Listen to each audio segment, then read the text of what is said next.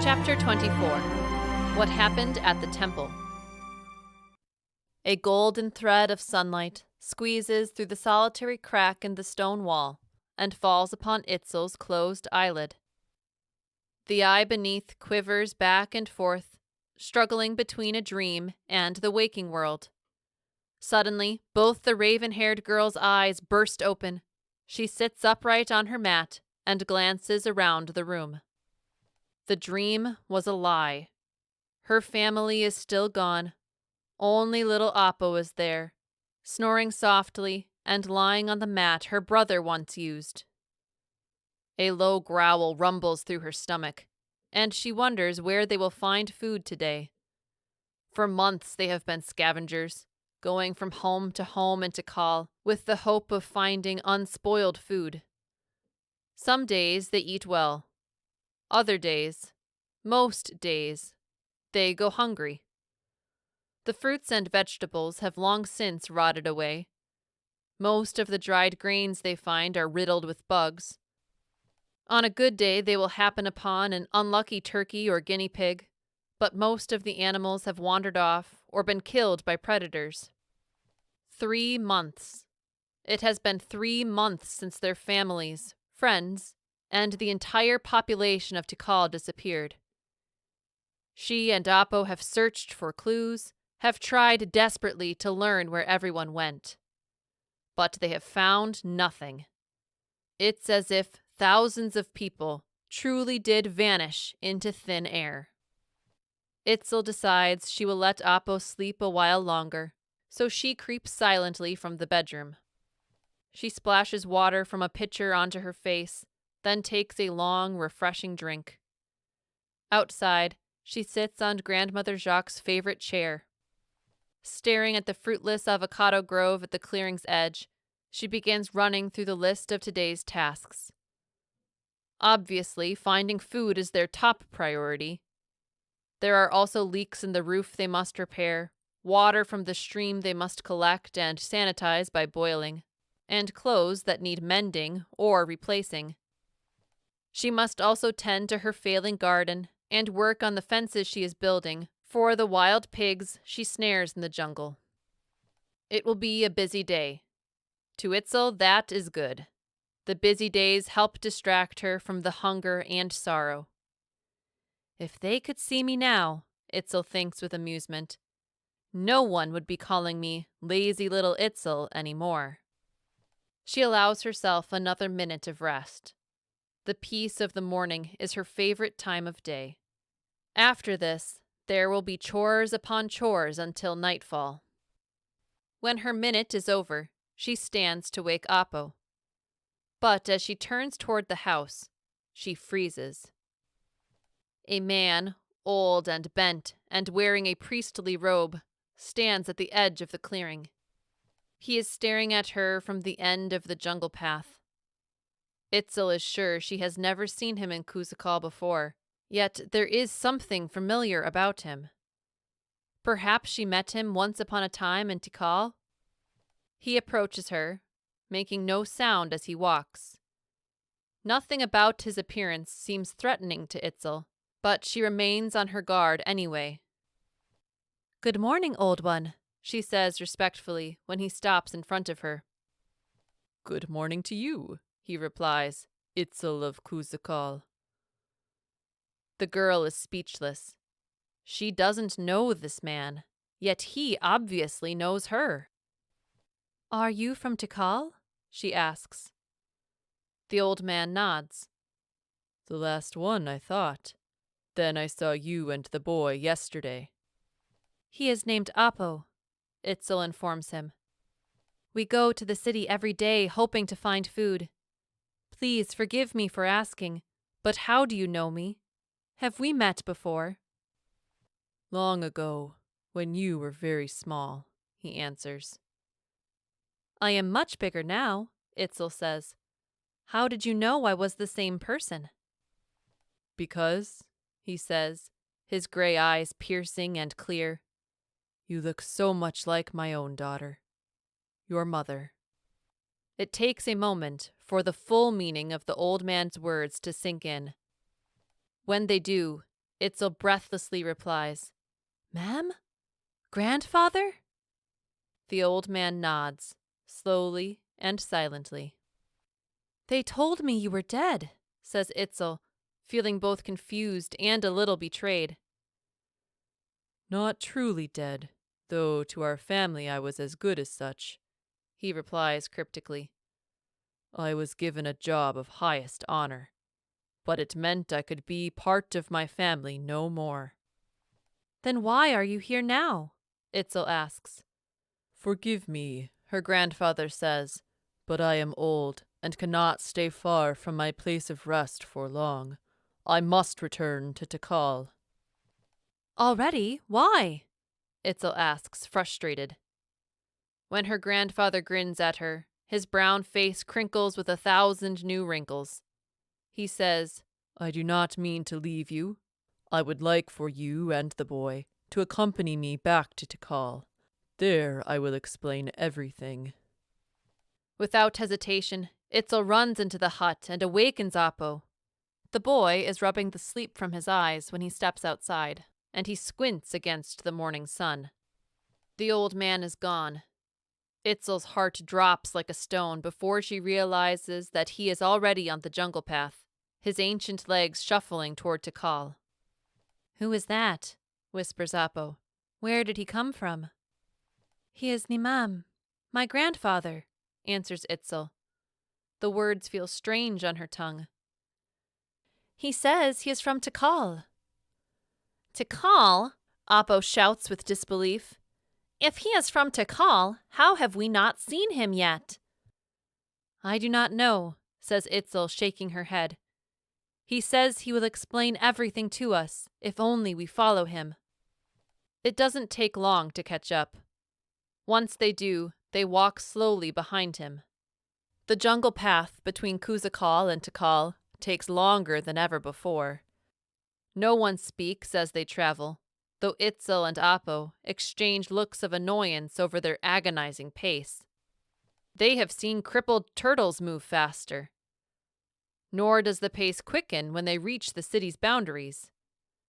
Every time they pass a doorway, the children pray they will turn inside and their journey will be over. Onward, Itzel's grandfather leads them. Eventually, they come to the temple district. Tall pyramids, built with great gray slabs of stone, tower over and around them. Itzel has been here before, and she feels humbled, even ashamed, by the sacred structures staring down at her. "Grandfather, where are we going?" Itzel asks impatiently. The old man points to the top of the highest pyramid and answers, Up there. The children share expressions of horror. Will her grandfather even survive a climb to the top? If so, how long will it take him? Itzel doesn't want to walk back through the jungle in darkness. There are too many terrors which dwell beneath night's shadow. To her surprise, the old man climbs the steps as easily as he walks across even ground. But the sun is hot, and the stairs are long. By the time they reach the top, it is the children who are panting and exhausted, while Itzel's grandfather breathes evenly. Here at the temple's summit, they find themselves face to face with a dark doorway. They have only seen priests enter this place, for the common people are forbidden from doing so. "Why are we here?" Itzel asks, stepping to her grandfather's side. This, the old man answers, is my home. I have lived here for many years. The sun must have scrambled his mind, thinks Itzel. He has been wandering the jungle for years and only now found his way out. Only a crazy man would call this place home. Follow me, he instructs, stepping into shadow. The chamber inside has a perfectly square floor with a vaulted ceiling above. There is a torch on the wall just inside the doorway. Its flame is barely flickering, ready to die. The old man picks up the torch and walks around the room with it. As he does, he lights a dozen more torches, all of which burn more brightly than the first. Soon the room is no longer dark, for it is awash in the red-orange glow of firelight. Itzel no longer thinks her grandfather is crazy. It certainly does look like somebody lives here. There is a bed and clothing, a wash basin and table. Most notable and strange are the shelves. They are not filled with the normal trappings of everyday life, pottery, tools, baskets, and other items of that sort. Instead, they contain odd rectangular objects, unlike anything Itzel has ever seen. Please forgive me, her grandfather says with a faint grin, but I must lie down. It is how I spend most of my days. I am growing old and ill. The old man stretches upon his mattress. Lying flat on his back, he turns his head to face them. Itzel and Apo approach the shelves, curious to sneak a better look at the boxy rectangles. They are threadbare and appear quite ancient. Itzel reaches out and strokes one with her fingertips. Nimam, what are these? Itzel asks, her eyes and voice abounding with wonder. Those are called books, little Itzel, her grandfather replies. They are filled with words, thousands and thousands of words, words from strange and distant tongues. What do the words say? Asks Apo. They tell of a story, the old man answers. A story of infinite importance for our world. A story that has been told and retold, written and rewritten over and over again. It is the story I have guarded these many years, the story guarded by countless others before me, stretching all the way back to the foundations of the world itself. Itzel and Apo glance at each other. Both mouths hang open as they wonder what kind of story would be guarded so long and so secretively. The old man continues. But my time will soon be over. I do not have long before I will join my ancestors. I thought the secrets here would die with me. Then the gods sent me you, Itzel. Before I die, I must teach you many things. Then, when I am gone, you shall be the guardian of this place. You will be called the Keeper of Time. The Keeper of Time? Itzel repeats. What does that mean? It means you will read and memorize every detail in those books.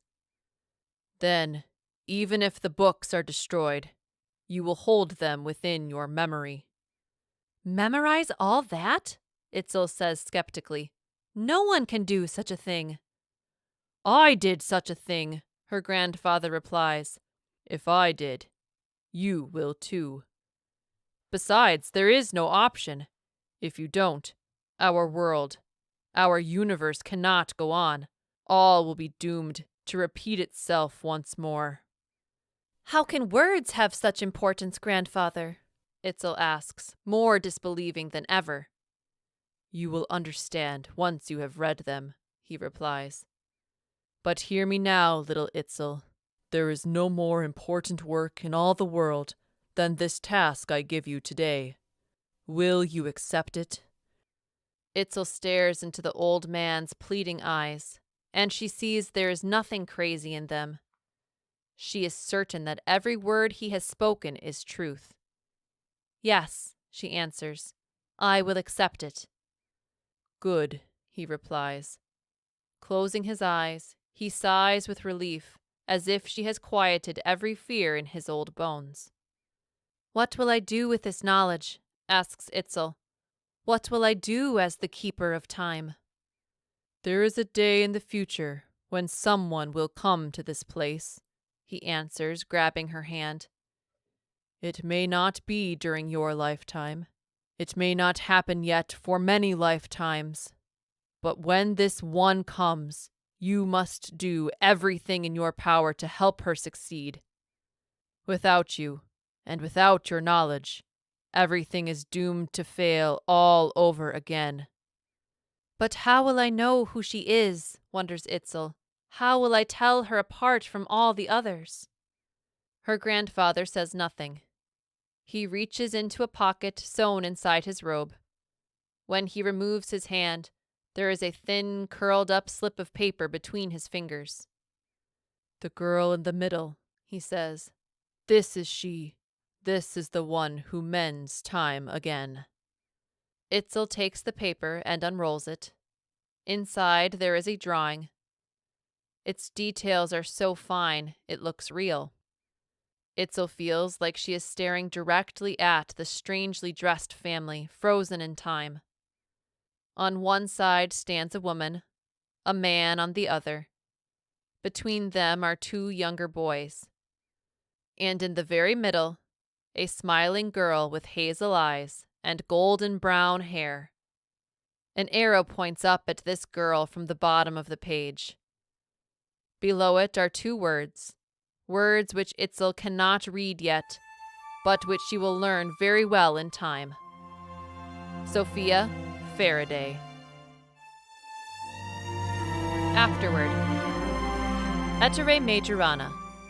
Etere Majorana is the only character in The Slip Through Time based on a historical figure. There really was a gifted Italian theoretical physicist by this name, who also vanished under mysterious circumstances on March 25, 1938.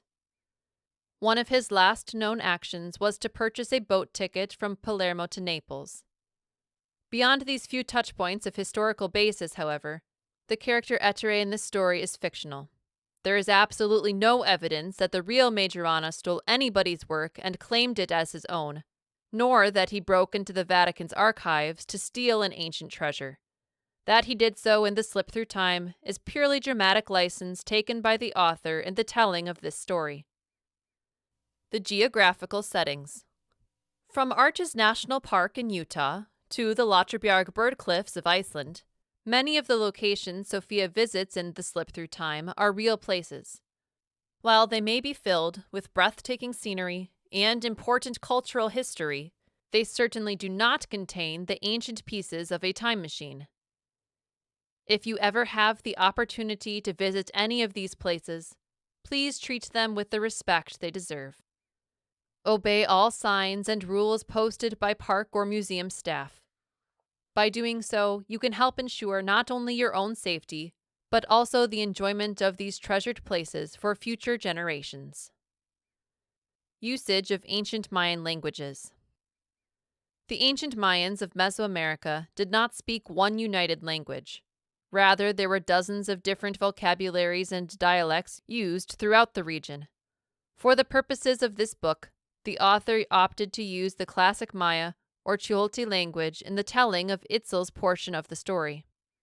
In a couple instances, for the sake of clarity, vocables from other dialects of the region were employed so as not to cause confusion for the reader. We hope you enjoyed this production of Denali Majesto's The Slip Through Time, performed by Amanda Pine. Copyright 2024 by Denali Majesto. All rights reserved. For more free content, or to inquire further about Mr. Majesto's work, please visit www.denalimajesto.com.